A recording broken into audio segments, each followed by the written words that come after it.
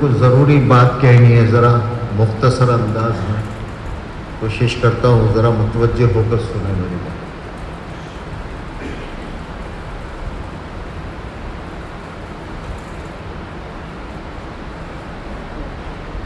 الحمدللہ کفا وسلام علی عبادہ الذین اصطفی۔ قابل احترام بزرگوں، دوستوں اور بھائیوں، حق تعالی شانہ نے ہم سب کی زندگی دنیا اور آخرت کی کامیابی کو دین میں رکھا ہے۔ دین کے ساتھ میں کوئی شرط نہیں، یہ جو بھی دیندار ہوگا حق تعالی شانہ اس کی زندگی کو کامیاب کرے، کوئی استثناء نہیں۔ اور اس دعوت کی مبارک محنت کے ذریعے سے صرف خروج نہیں ہے، بلکہ اس کی بنیادی مقصد ہے پورا دین امت میں زندہ کرنا۔ دین کا نام لینے کے ساتھ آدمی کے ذہن میں کچھ چیزیں آتی ہیں جس کو اس نے اپنے ذہن میں دین بنا لیا ہے۔ کسی نے نماز کو بنا لیا ہے، کسی نے حج کو بنا لیا ہے، کسی نے جمعہ کی نماز کو بنا لیا ہے۔ دین ایک پوری زندگی ہے سرکار دو عالم صلی اللہ علیہ وسلم، اس لیے فرماتے ہیں کہ دین کے 5 جزء ہیں،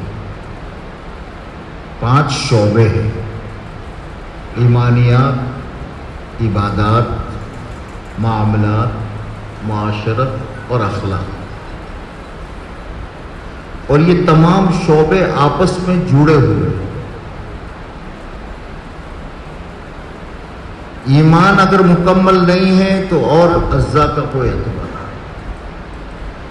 اور اجزاء ہے لیکن عبادات نہیں ہے تو بھی کامیابی نہیں، اس لیے کہ کہا گیا ہے نماز عبادت ہی ہے، من ترک الصلاۃ متعمدا فقد کفر۔ معاملات اس کے ساتھ جڑے ہوئے ہیں، کتنی بھی نمازیں پڑھ لی، کتنے بھی روزے رکھ لیے، کتنے بھی حج کر لیے، سب کچھ کیا، لیکن معاملات نہیں ہیں صحیح اس کے، تو قیامت کے دن وہ حدیث پاک میں ہے کہ آدمی اتنی نیکیاں لے کر آئے گا کہ پہاڑوں پر رکھ دی جائے تو دب جائے گا، لیکن معاملات صحیح نہ ہونے کی وجہ سے یہ ساری اس کے ہاتھ سے چلی گئی۔ معاشرت اس کے ساتھ ہے۔ تو ہماری اس محنت کی بنیاد پورا دین حاصل کرنا ہے، اور انسان کو حق تعالی شانہ اس دنیا میں مختلف حالات میں رکھتے ہیں اور مختلف حالات میں اسے آزماتے ہیں کہ دین کتنا ہے اس میں۔ کبھی غربت میں، کبھی مالداری میں، کبھی بیماری میں، کبھی تندرستی میں، کبھی حضر میں، کبھی سفر میں، مختلف حالات انسان پر آتے ہیں، ان حالات میں اس کی دینداری کو دیکھا جائے۔ اس لیے پوری زندگی کے ہر شعبے کا اور ہر حال کا دین ہے۔ غربت کا دین ہے، امیری کا دین ہے، بیماری کا دین ہے، صحت کا دین ہے، اور جو آدمی اپنے اس حال میں اس دین پر چلے گا وہ کامیاب ہے۔ ہماری اس محنت کے ذریعے سے، اس دعوت کی مبارک محنت کے ذریعے سے حضرت مولانا الیاس صاحب نور اللہ مرقدہ سے پوچھا گیا کہ حضرت آپ اس محنت کے ذریعے سے کیا چاہتے ہیں؟ تو حضرت مولانا الیاس صاحب رحمۃ اللہ علیہ نے فرمایا، جمیع ما جاء بہ النبی صلی اللہ علیہ وسلم، وہ تمام دین جو سرکار دو عالم صلی اللہ علیہ وسلم لے کر آئے تھے، میں اس امت میں اس کو زندہ چاہتا ہوں۔ اس لیے آدمی پر مختلف حالات ہوتے ہیں، لیکن ان حالات میں دینداری اصل ہے۔ اب اس میں مجھے ایک بات کی طرف میں اشارہ کرنا ہے، بہت میری تھوڑا دھیان سے، اور میں کوشش کرتا ہوں اس کو مختصر عرض کروں۔ بہت دنوں سے دل ایک دم جل رہا ہے، میں پریشان ہوں۔ دنیا دنیا میں دو قسم کے ہوتے ہیں، بعض مرتبہ کچھ لوگوں سے محبت ہو جاتی ہے، بعض مرتبہ کچھ مسائل کی وجہ سے آپس میں اختلاف ہو جاتا ہے۔ تو محبت کا دین ہے،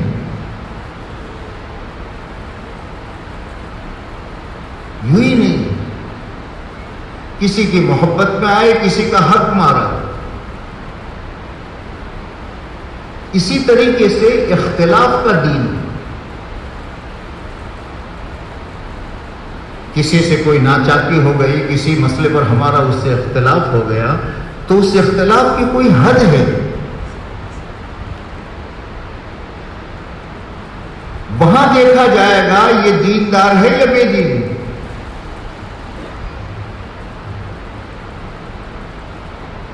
اس کے اختلاف میں کہاں تک جا سکتا ہوں، کہاں تک مجھے شریعت جانے کی اجازت دیتی ہے۔ کسی کے ساتھ دین کو زندہ کرنے پر آیا تو اس دین کو زندہ کرنے کے لیے میں کہاں تک جا سکتا ہوں؟ بے دینی کے راستے سے دین زندہ نہیں ہوگا۔ غریب کی محبت میں آیا، بھوکے کی محبت میں آیا، صاحب بھوکے کو کھلانا ہے، اور وہ لوگ فاقے سے مر رہے ہیں، لوگوں کے پاس کپڑا پہننے کو نہیں ہے، سردیوں میں تھر تھر کانپ رہے ہیں، اب یہ ہمارے دل میں محبت جاگی تو اس کی حد ہے کہ کہاں تک کا مال اس پر لگا سکتا ہوں۔ یہ تو نہیں ہے کہ میں کسی کا مال لوٹ کر اس کو دے دوں، کسی کا چوری کر کے میں اس کو دے دوں، حد ہے اس کی۔ دین زندہ کرنے کی حدیث سے حضرت تھانوی نور اللہ مرقدہ نے اس بات کو کہا ہے کہ بے دینی کے راستے سے دین زندہ نہیں ہوگا۔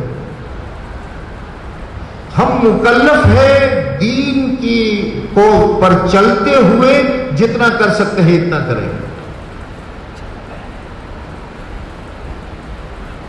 پہلی چیز ہے، اسی میں ہمارے سب سے بڑی جو چیز ہے جو دین کو موڑ دیتی ہے وہ آپس کے ہمارے تعلقات اور آپس کی چیزیں ہیں۔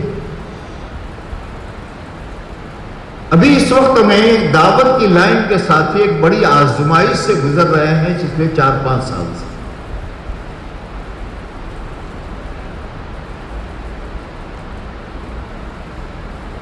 اب اس آزمائش کے دوران میں کہاں ہوں یہ ہمیں سوچنے کی ضرورت ہے۔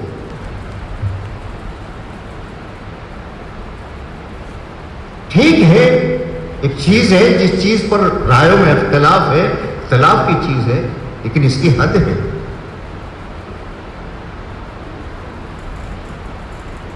اس کی حد ہے۔ جو چیزیں شریعت میں حرام ہیں وہ اس حال میں بھی حرام رہے گی۔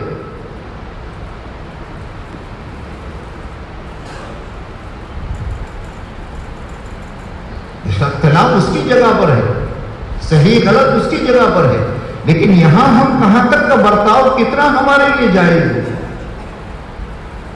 تجسس ہر حال میں حرام ہے۔ اب ہم کسی کا تجسس کر رہے، وہ کون ہے، کیا ہے، کس طریقے کی ہے، وہ ساری چیزیں پتہ نہیں کیا کیا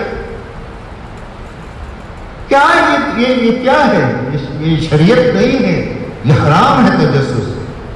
غیبت تو کافر کی بھی حرام ہے۔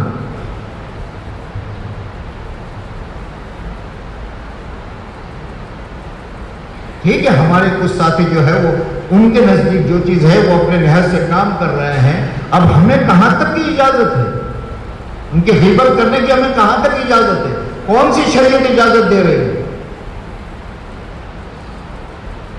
اگر ہم اللہ کے لیے کرتے ہیں، زندگی کو آخرت میں بنانے کے لیے کرتے ہیں، پھر یہ کیا ہے؟ یہ تو اپنی خواہشات ہے۔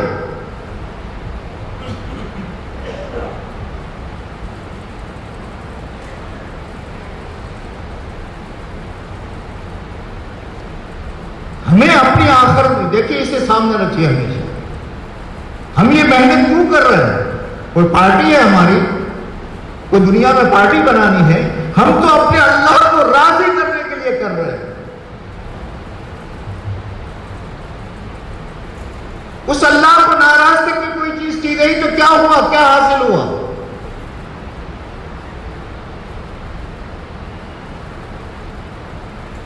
ہمیں تجسس سے منع کیا گیا ہے، ہمیں غیبت سے منع کیا گیا ہے، ہمیں مسلمان کے عیب کے پیچھے لگنے سے منع کیا گیا ہے۔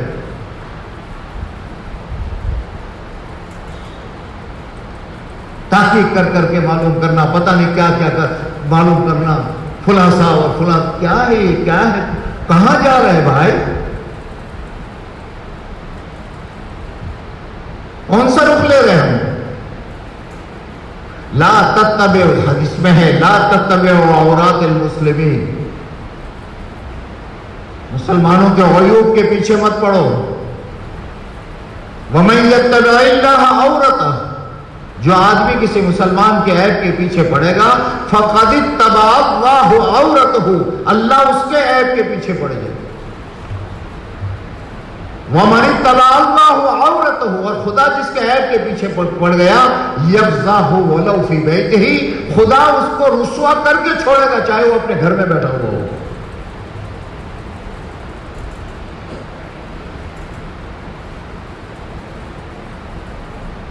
بعض مرتبہ دین کا ہیضہ ہو جاتا ہے۔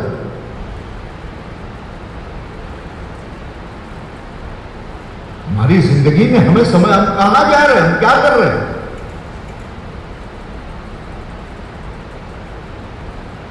اس لیے ہمارے حضرات، دیکھو کان کھول کر سن لو اس بات کو، ہمارے حضرات، حضرت مولانا الیاس صاحب رحمۃ اللہ علیہ، حضرت مولانا یوسف صاحب رحمۃ اللہ علیہ، مولانا انعام صاحب رحمۃ اللہ علیہ، ان کے زمانے میں مختلف تحریکیں تھیں جن تحریکوں سے ہمارے علماء دیوبند کو اختلاف تھا۔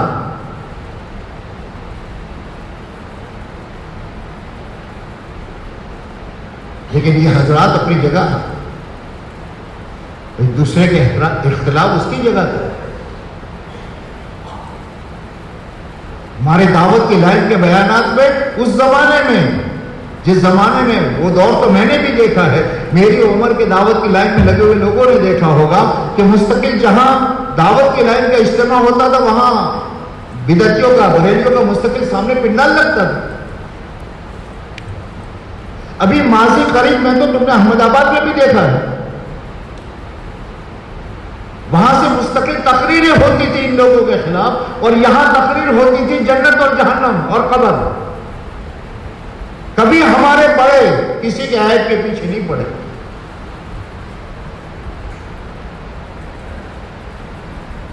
ہمارے علماء دیوبند جو ہے، ان کی زندگی جو تھی، میں نے سنا بہت زمانے پہلے کہ اس زمانے میں حج میں جایا جاتا تھا پانی کی جہاز میں۔ اب جہاز میں سوار ہوئے تو معلوم ہوا کہ حضرت قاری طیب صاحب بھی اسی جہاز میں ہیں، اور مولانا احمد رضا صاحب بریلوی کے جو بڑے ہیں وہ بھی اسی جہاز میں۔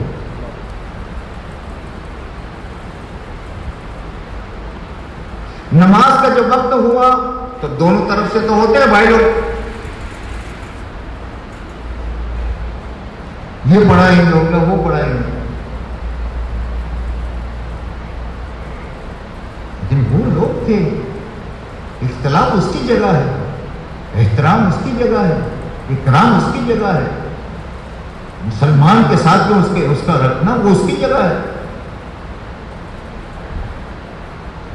دونوں حضرات نماز کے وقت ایک ساتھ نکل کر کے وہاں ہیں، تو حضرت مولانا رضا احمد صاحب اجمیری وہ بریلوی رحمۃ اللہ علیہ نے فوراً کہا حضرت آپ نماز پڑھیں۔ کس کو کہہ رہے ہیں؟ ارے کس کو کہہ رہے ہیں؟ دیوبندی اور بریلوی کا جو مارکا پوری دنیا میں چل رہا ہے، حضرت نماز پڑھیں۔ قاری صاحب تو بہت ظریف آدمی تھے، قاری صاحب نے کان میں کہا میری آپ کے پیچھے ہو جائے گی، آپ کی میرے پیچھے نہیں ہے، اس لیے کہ وہ تو حضرات کو علماء دیوبند کو کافر قرار دیتے ہیں۔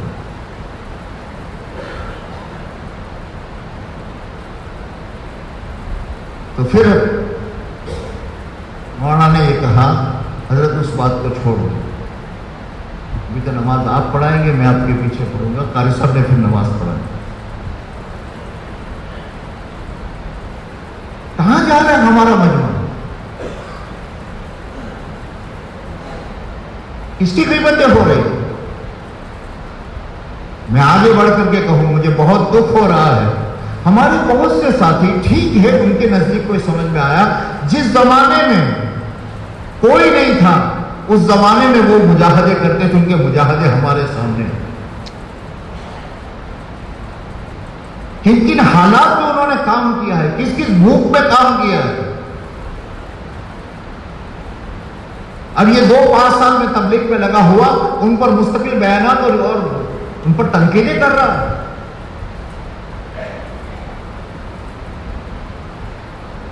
ہمارے علماء دیوبند ہمارے بڑے اور دعوت کی لائن کے بڑے، اور ہمارے ابھی جو شورا کی لائن کے جتنے بڑے ہیں، صاف سن لو، مولانا ابراہیم صاحب کے کسی بیان میں کسی دن کسی پر تنقید نہیں سنی ہوگی، تم لاٹ صاحب کے بیان میں نہیں سنی ہوگی، ہمارے مولانا اسماعیل صاحب کے بیان میں نہیں سنی ہوگی۔ دیکھو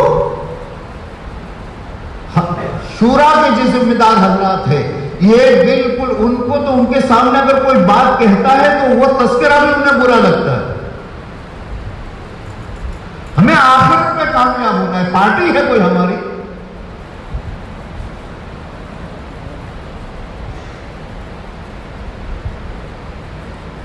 میرے بھائیوں اور میرے پیارے دوستوں، بڑے ادب سے محبت سے کہہ رہا ہوں، کام کرنے والا مجمع ان چیزوں کو نہ دیکھو۔ تمہارے موبائلوں میں اس قسم کی کوئی چیز آئے تو اسے کاٹ دو۔ کیا ضرورت ہے ہمیں امت سے بدظن ہونے کی؟ ہمیں تو جو کام دیا گیا ہے اس کام کو کرو، دھن میں اس میں لگے رہو۔ اور یہ جو جتنے بھیجنے والے جو ہوتے ہیں نا، یہ پھلی پھوڑ کر نہیں دیتے۔ یہ سارا مسئلہ کون کھڑا کر رہا ہے؟ معاف کرنا، میں ذرا کچھ آج کون کھڑا کر رہا ہے؟ اس طرف میں بھی ایسے کہ جو گشت بھی نہیں کرتے، جو تعلیم میں بھی نہیں بیٹھتے، جو چلے بھی نہیں لگاتے، سال ہاں سال ہو چکے، ان سے پوچھو، ویڈیو آڈیو ساری ان کی آ رہی۔ اس طرف سے بھی وہی ہے، ان سے پوچھو کب چلا لگا تھا۔ کام کرنے والا طبقہ جو ہمارا ہے، یہ طبقہ جو گشتوں میں رکھتی، اس کو تو فرصت کہاں ہے؟ یہ تو دونوں طرف سے ایک طبقہ ہے جو کام نہیں کر رہا ہے اور امت کو لڑا رہا ہے، اور ہم نادان ایسے ہیں کہ کوئی غلط چیز کسی چیز کو کرتا ہے تو اس کو انٹرسٹ کے ساتھ سن رہے۔ کیسے ہمارے فون میں یہ چیز آ سکتی ہے؟ میں نے تو اپنا پچھلے کئی سالوں سے معمول بنا لیا ہے، کوئی آدمی اس قسم کا کوئی منفی مضمون میرے موبائل پر بھیجتا ہے، میں اس کو 1-2-4 جملے سننے کے بعد سمجھ جاتا ہوں، اس کو ڈیلیٹ کرنے کے بعد اسے فون کرتا ہوں، کیوں بھیجا میرے پر؟ آئندہ بھیجا تو تیرا فون بلاک کر دوں گا۔ اور آج تک میں 24 فون بلاک کر چکا ہوں۔ ہمارے کام اس کے لیے ہیں، ہم تو کسی کی منفی چیزیں، یہ ہمارا دعوت کا کام کرنے والا مجمع نہیں میرے دوست۔ اور ہمارے شورا کے ذمہ دار حضرات کسی اس قسم کے آدمی کو پسند نہیں کرتے۔